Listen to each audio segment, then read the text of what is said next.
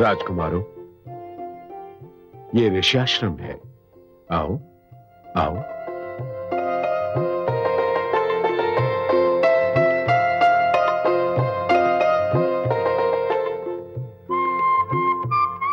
मेरी बात ध्यान से सुनो राजकुमारों।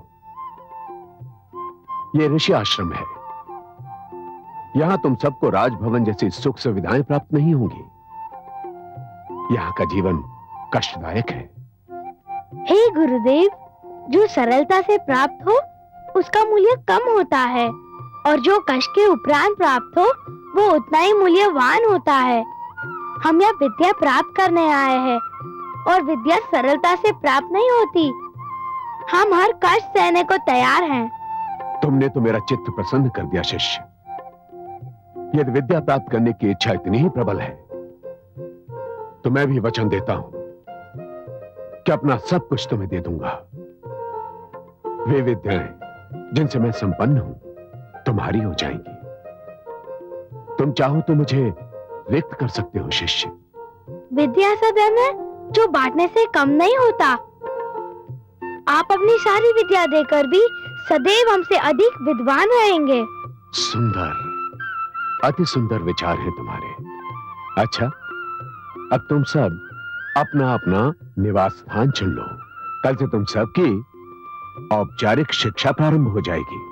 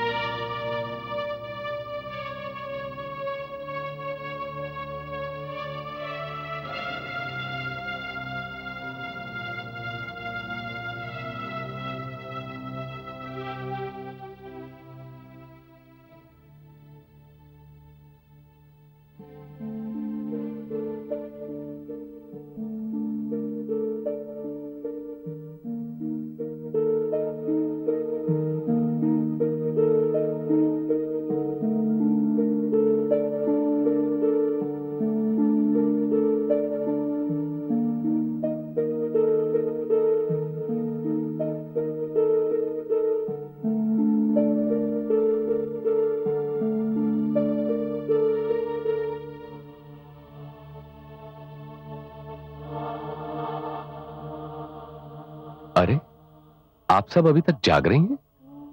रात का कितना प्रहर बीत गया। ब्रह्म मुहूर्त का प्रारंभ हुआ है। उत्तर दिशा में ध्रुव तारा दिखाई देने लगा है। शुक्रोदय हो गया है। और आप सब अभी तक सोई नहीं? आप भी तो जाग रहे हैं, और हम सबके जागने का कारण एक ही है। मैंने तो जब भी अपने नेत्र बंद किए हैं, मेरे नेत्रों के समक्ष राम की छवि आ गई। और मुझे ये सोचकर नींद नहीं आई कि मेरा भारत न जाने सोया होगा या नहीं। लक्ष्मण और शत्रुघ्न को भी अकेले सोने का अभ्यास नहीं है।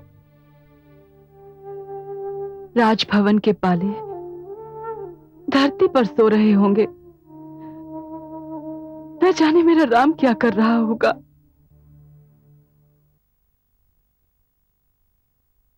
गुरुदेव। राम, इस ब्रह्ममुहूर्त में तुम यहाँ मेरे पास? ज्ञान तो गुरु से ही प्राप्त होता है ना।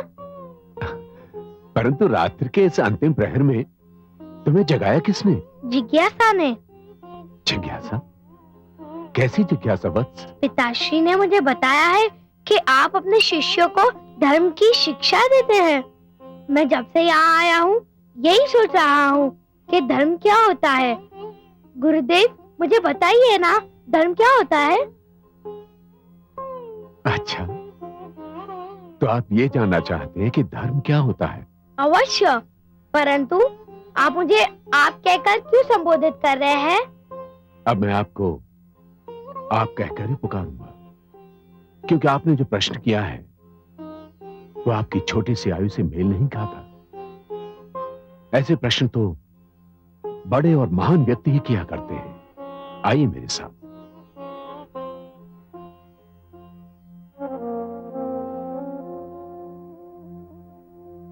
आप मेरा आसन ग्रहण कीजिए।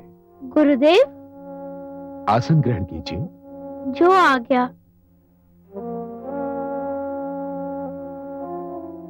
हाँ, तो आप पूछ रहे थे कि धर्म क्या होता है। हाँ गुरुदेव। आप मेरे पहले बाल शिष्य हैं जिसने इतना महान प्रश्न किया है, और मुझे पूरा विश्वास है कि यदि आपके मस्तिष्क में इतना महान प्रश्न उभरा है तो इसका उत्तर भी आपका मस्तिष्क अवश्य ग्रहण करेगा। सुनिए, धर्म बहुत सारे गुणों का मिला जुला स्वरूप है। वो गुण जो मानवता को, मर्यादा को और आदर्श को सर्वोच्च शिखर तक ले जाता है, वो धर्म है। धर्म का अर्थ है जीवन को चलाने वाला। और कर्म क्या होता है? कर्म जीवन है, अस्तित्व है, जीवन का प्रमाण है। कर्म उचित भी हो सकता है और अनुचित भी।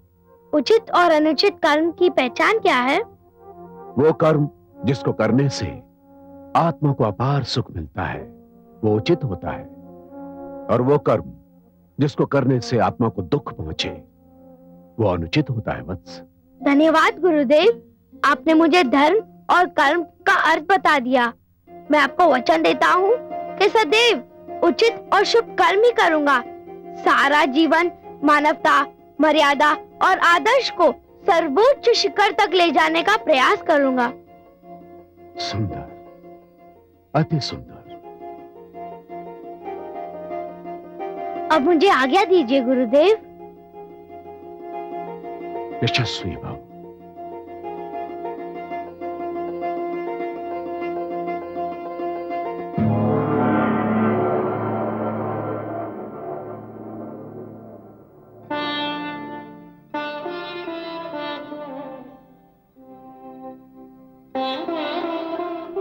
क्या देख लिया मेरे भोलेनाथ ने, जो अधरों के मधुबन में मुस्कान की कलियां खिली जा रही हैं?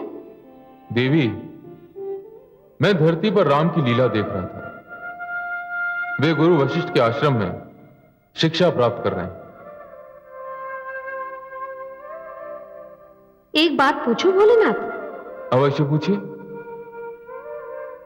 आप जानते हैं, मैं जानती हूं, समस्त देवलोक जानता है, और स्वयं राम भी जानते हैं कि वे कौन हैं। वे तो भगवान हैं। वे तो त्रिलोक की सारी विद्या का स्रोत हैं। तो फिर उन्हें शिक्षा प्राप्त करने की क्या आवश्यकता आ पड़ी? देवी, मानव को सदैव एक आदर्श की आवश्यकता होती है। उन्हें वो आदर्श बनना है। उन्होंने मानव रूप में जन्म लिया है, और उन्हें संसार को जो कुछ भी दिखाना है, जो कुछ भी देना है, वो इसी रूप में देना है, इसी रूप में दिखाना है। मानव रूप लेने के कारण उन्हें जीवन की हर उस अवस्था से निकलना पड़ेगा जो मानव जीवन से संबंधित है। उन्हें जीवन जीकर मानव को बताना है कि जीवन कैसे जिया जाता है। उन्हें दुख सहकर मानव को दिखाना है कि दुख कैसे सहा जाता है। उन्हें सुख भोगकर मानव को सिखाना है कि सुख में संतुलन कैसे स्थापित किया जाता है।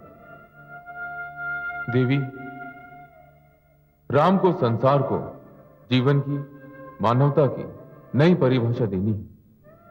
यही कारण है कि उन्हें साधारण मानव की भांति एक गुरु की शिक्षा की आवश्यकता होगी। मैं तो उनकी तन्मयता देखकर दंग रह गया हूं। शिष्यगण, आज मैं तुम्हें बताऊंगा कि अच्छा विद्यार्थी, आदर्श विद्यार्थी कौन होता है और वो कैसे बनता है। आदर्श विद्यार्थी में 5 गुणों का होना अनिवार्य है। विद्वानों ने कहा है, काक चेष्टा बको ध्यानम श्वान निद्रा तथैव च। अल्पाहारी गृह त्यागी विद्यार्थिनः पंचलक्षणम, अर्थात काक चेष्टा, कागा जैसी चेष्टा होनी चाहिए। कागा जब तक अपना भोजन प्राप्त नहीं कर लेता प्रयास करता ही रहता है। बको ध्यानम, बगुले जैसी एकाग्रता होनी चाहिए। श्वान निद्रा, श्वान के जैसी निद्रा होनी चाहिए जो तनिक सी आहट से टूट जाए। अल्पाहारी, वो आदर्श विद्यार्थी होता है जो आवश्यकता से कम भोजन करे। गृह त्यागी, और आदर्श विद्यार्थी को विद्याध्ययन के लिए यदि घर से दूर भी जाना पड़े तो उसके लिए उसे तत्पर रहना चाहिए।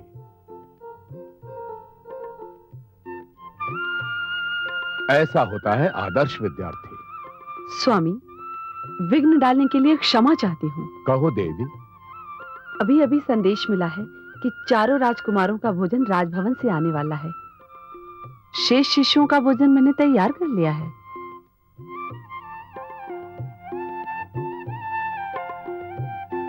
प्रणाम माता। आयुष्मान भव। हे माता, क्या हमसे कोई भूल हुई है?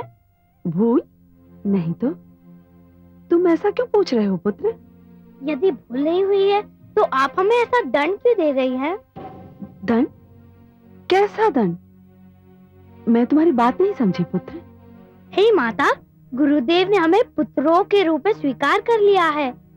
ऐसा लगता है कि आपके विषय में हमारा भाग्य साथ नहीं दे पा रहा। नहीं नहीं, तुम मेरे भी पुत्र हो।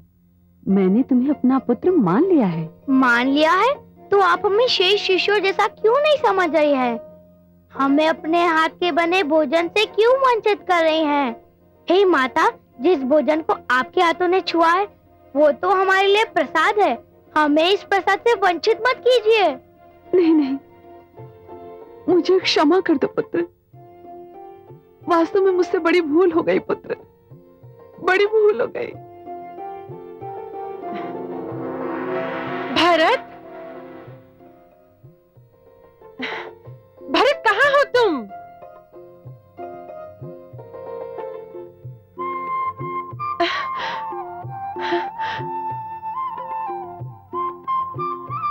जाओ वत्स। भरत, आजा, आजा मेरे पुत्र। कैसा है तू? अच्छा एक बात बता, जैसे मैं तेरे लिए व्याकुल थी, तू भी मेरे लिए व्याकुल था ना? है ना? देख, मैं तेरे लिए विशेष भोजन बनाकर लाई हूँ। दाई माँ, ये भोजन लौटा ले जाइए। क्यों? हम आश्रम का ही भोजन ग्रहण करेंगे। देखो, जो तुम्हारे मन में आए तुम करो। वैसे भी ये भोजन मैं अपने भरत के लिए लाई हूँ। जो वस्तु मेरे भ्राता श्री राम के लिए नहीं है वो मेरे लिए भी व्यर्थ है। हे देवी, आप अपना ये विशेष भोजन वापस ले जाइए,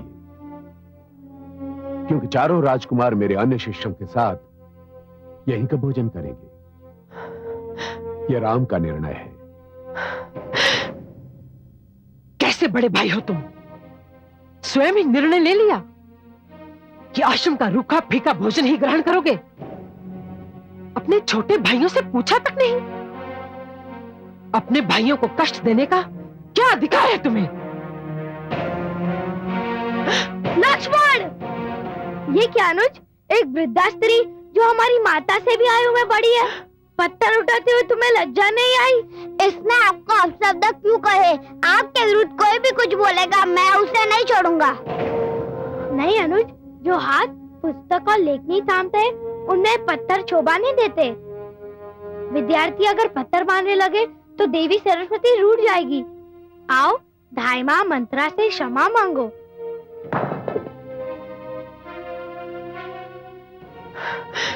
क्षमा कर दीजिए मुझे, मैं भ्राताश्री का आदेश मानकर आपसे क्षमा याचना करता हूँ। धाई माँ, हमारे कारण आपको जो भी कष्ट हुआ है मैं उसके लिए क्षमा मांगता हूँ।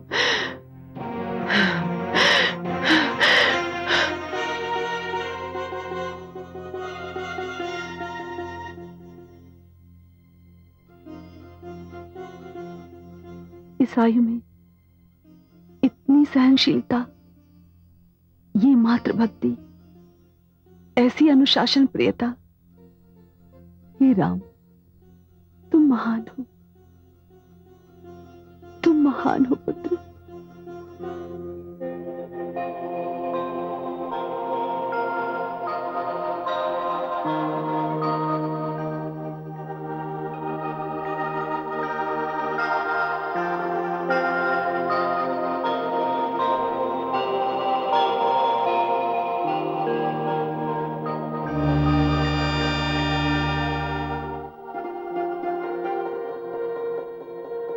हे देवी, आपको बालपन की नींद में सोए और मीठे मीठे भोले भाले सपनों में खोए देखकर मेरा मन हर्ष से झूम उठा है। पर आपको क्या पता, एक बार आपको अपनी बाहों में लेकर मुझे जिस सुख और आनंद का अनुभव हुआ था, उसे दोबारा पाने के लिए मैं कितना तरस रही हूं।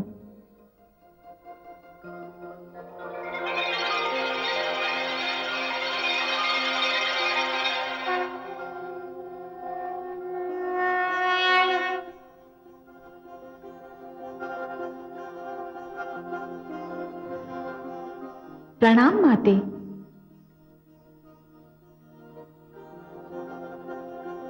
आपको मुझे बाहों में लेकर जो सुख मिला था, उससे कहीं अधिक सुख और आनंद मुझे आपकी बाहों में समाकर मिला था।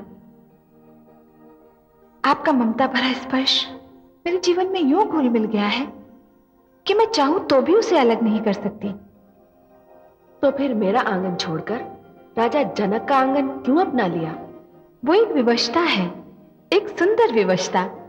मुझे धरती पर भेजा ही इसीलिए गया है।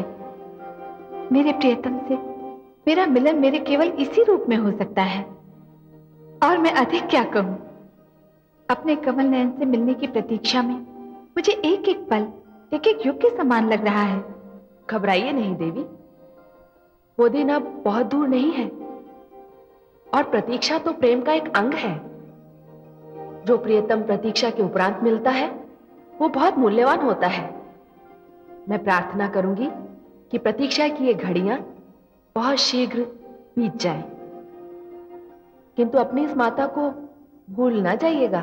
चाहूं तो भी नहीं भुला सकती। आपसे मेरा संबंध कदापि नहीं टूटेगा। मैं आपकी हूं और आपकी रहूंगी। आपकी गोद मेरा सबसे प्रिय आश्रय है। मैं धन्य हो गई देवी। मैं आपकी राह में सदैव आंखें बिछाए मिलूंगी।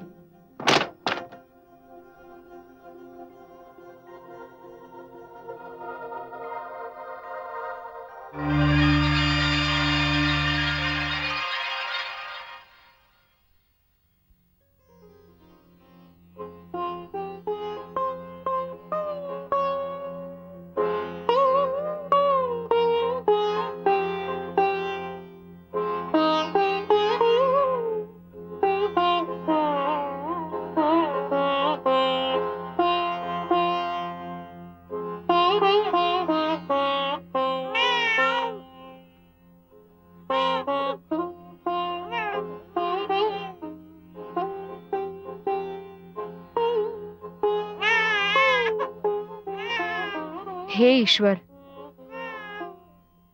तेरा कोटि कोटि धन्यवाद। जब से ये नन्ही गुड़िया घर आई है, तब से हर समय मेरे घर में एक भीनी भीनी सी सुगंध फैली रहती है।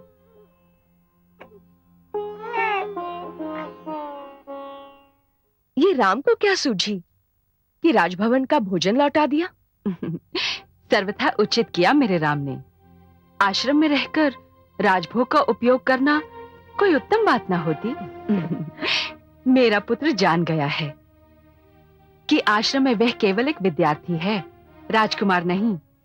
पर मेरा भरत तो सदा से ही उत्तम आहार का रसिया रहा है। उसे अपने भाई से सीखना होगा कि जीवन में हर प्रकार की अवस्था से निपटने की क्षमता होनी चाहिए। लक्ष्मण और शत्रुघ्न तो उसके अतिरिक्त कुछ करेंगे ही नहीं। जो राम ने किया हो या जो राम ने कहा हो। सच पूछा तो बहनों, राम के बिना ये सारा राजभवन कितना सूना सूना लगता है। भरत, लक्ष्मण, शत्रुघ्न सब थे तो यहाँ कितनी चहल पहल थी।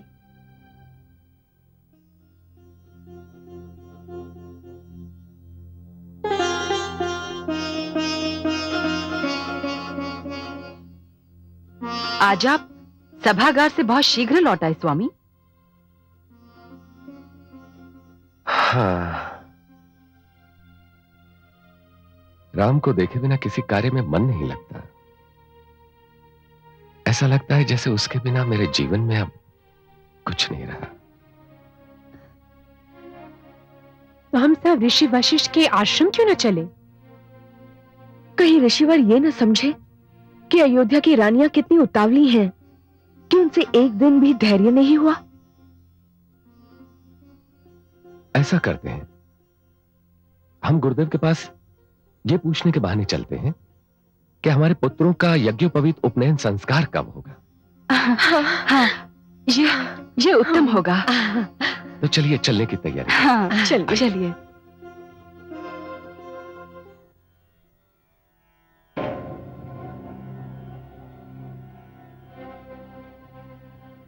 महाराज दशरथ,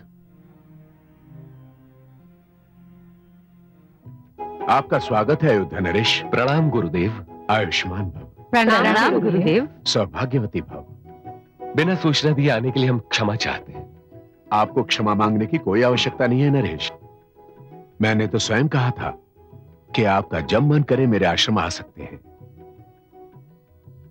आज तो हम सब यहाँ इसलिए आए कि आपके परामर्श से चारों राजकुमारों के उपनयन संस्कार की तिथि निश्चित कर लें। आपने मुझे मेरा कर्तव्य स्मरण कराया, उसके लिए धन्यवाद।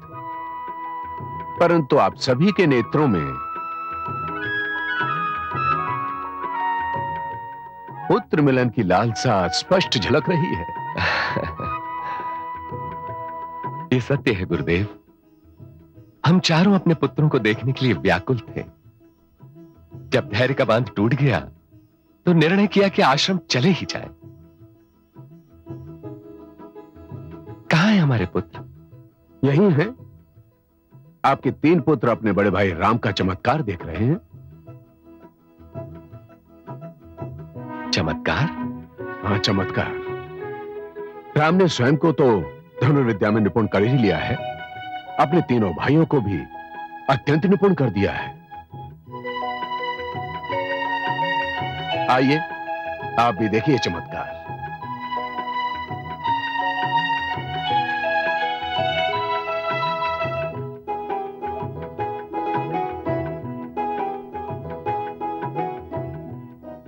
अनुज, हम क्षत्रिय हैं। रक्षा करना हमारा धर्म है। अपनी और दूसरों की रक्षा के लिए धनुर्विद्या और साहस दोनों की आवश्यकता होती है। हम एक के बाद एक लक्ष्य साधेंगे। वाह क्या भ्राताश्री। यशस्वी भाव। राम, वत्स, अब हम एक विशेष अभ्यास करेंगे।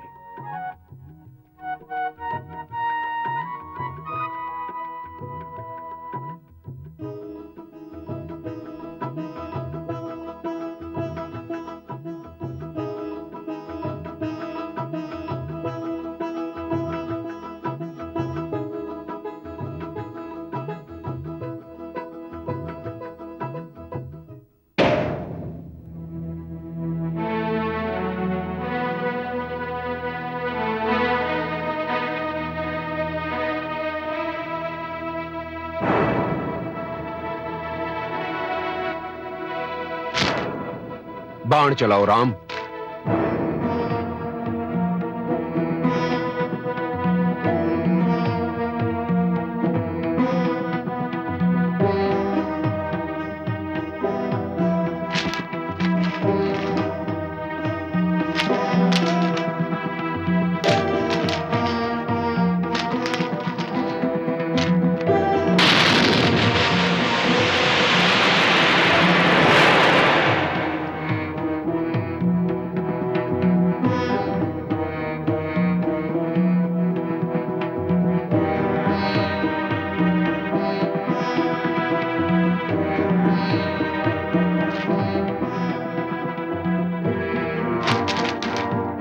बाण चलाओ राम।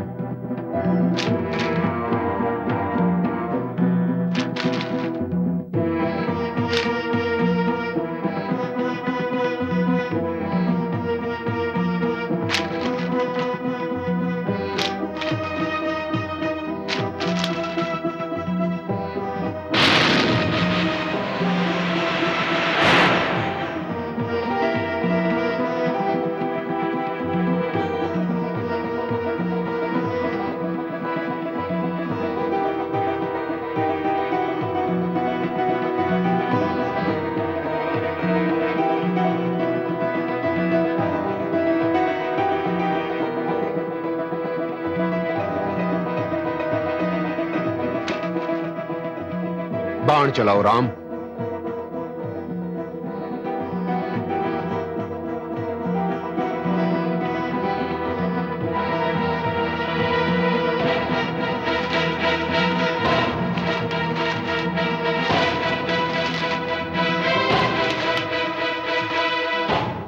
बाण चलाओ राम।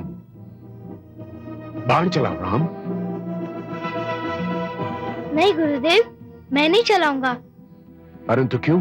इस बार टहनियों के टकराने से जो ध्वनि उससे मुझे अनुमान हुआ कि ध्वनि के पीछे आपका शरीर है।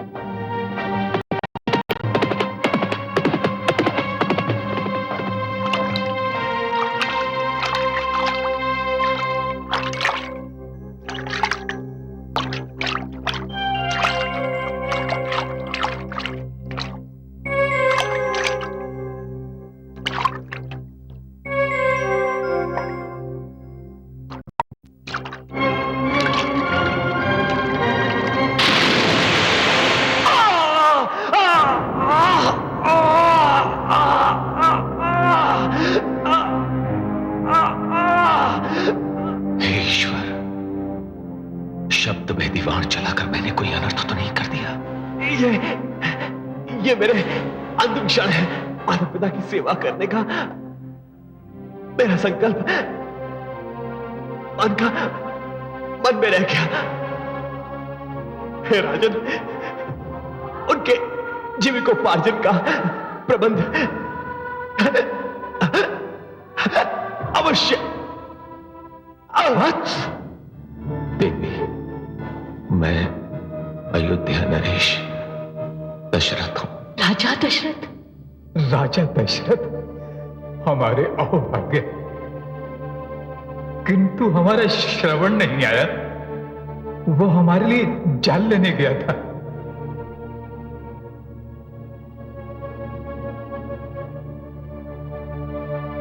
जल तो मैं आपके लिए ले आया। और हमारा पुत्र श्रवण? उसे मैं नहीं ला सका। क्यों?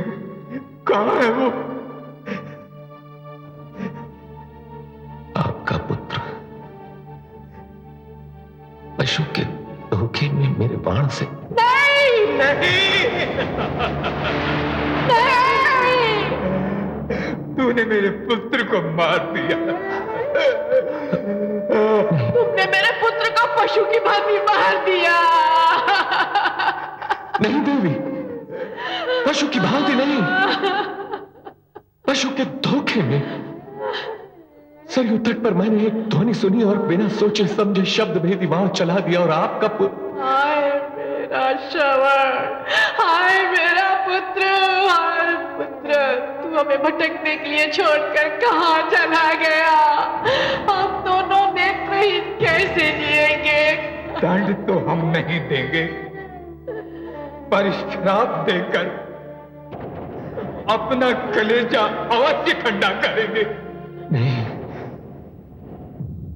हे दशरथ, जिस प्रकार तुमने हमारे बुढ़ापे की लाठी छीन कर हमें दुख दिया है, जाओ उसी प्रकार एक दिन तुम भी अपने पुत्र वियोग में तड़पो, पुत्र वियोग में तड़पो, पुत्र वियोग में तड़पो।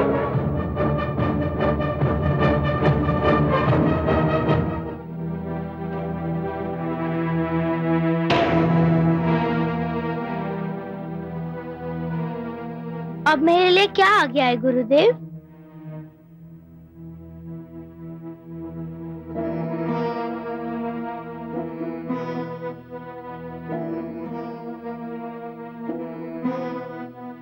पिताश्री,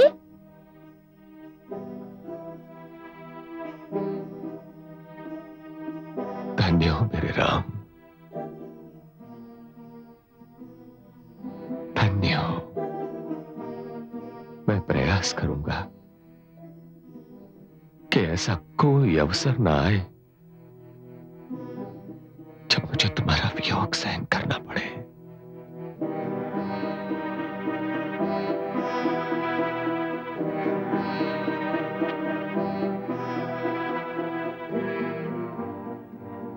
मेरे पुत्र, न कभी मेरी दृष्टि से ओझल होना, न मेरे हृदय से।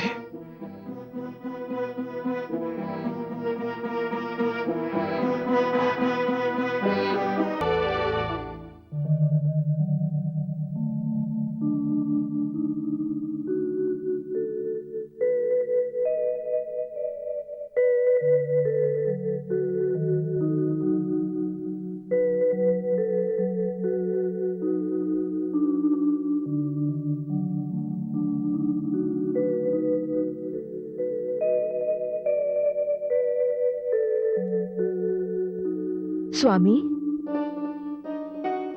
अभी अभी तो भोर हुई है। आप कहां से आ रहे हैं? क्या सूर्य नमस्कार के लिए गए थे? नहीं, सूर्य नमस्कार के लिए नहीं प्रिय, अपने चांद के दर्शन के लिए गया था। चांद के दर्शन को? ओह, तो ये कहिए आप पुत्र राम से मिलकर आ रहे हैं। उससे तो आप किसी भी समय मिल सकते हैं। इतनी प्रातःकालीन घड़ी में जाने की क्या आवश्यकता थी? नहीं प्रिय, मैं उस समय नहीं जाना चाहता जब उसकी शिक्षा का समय हो। उसका ध्यान बटेगा। मैं ऐसे समय जाता हूं जब उसे मेरे आने की सूचना भी नहीं होती, और मैं चुपके से उसे देखकर लौट आता हूं। आप अकारण इतने व्याकुल रहते हैं। ऋषि वशिष्ठ का आश्रम अयोध्या ही में है। हमारा पुत्र हमसे है ही कितना दूर। राम से मुझे इतनी सी दूरी भी सहन नहीं होती प्रिय। उसे एक दिन न देखूं तो मेरे प्राण पर बनाती है। उससे ये छोटा सा वियोग भी मेरे लिए असहनीय है।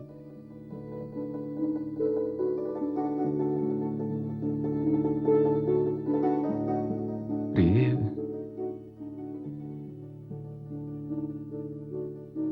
मुझे इस वियोग शब्द से बड़ा भय लगता है। मैं मां हूं, धरती मां, जो महान कथा रची जा रही है। उसके 3 पात्र हैं। दशरथ की आंखों के तारे राम, जनक की राजदुलारी सीता और लंका का निर्दयी शासक रावण। राम ने पिता दशरथ को ऐसे प्रेम में बांध रखा है कि दशरथ उनके बिना सांस भी नहीं ले सकते। सीता ने जनक को एक ज्वलंत समस्या, नारी शिक्षा को गंभीरता से लेने पर बाध्य कर दिया, और रावण इसी से प्रसन्न है कि उसके पुत्र मेघनाद और अक्ष कुमार अशिक्षित हैं तो क्या, योद्धा तो है। विडंबना यह है कि ये तीनों एक दूसरे से अनभिज्ञ और अपरिचित हैं। ये तीनों ये भी नहीं जानते कि तीनों एक ही कथा के पात्र हैं, और तीनों मिलकर संसार की एक महान कथा रचने वाले हैं। राम महान धनुर्धारी बनने की राह पर चल रहे हैं। सीता वेदों और शास्त्रों का ज्ञान प्राप्त कर रही है।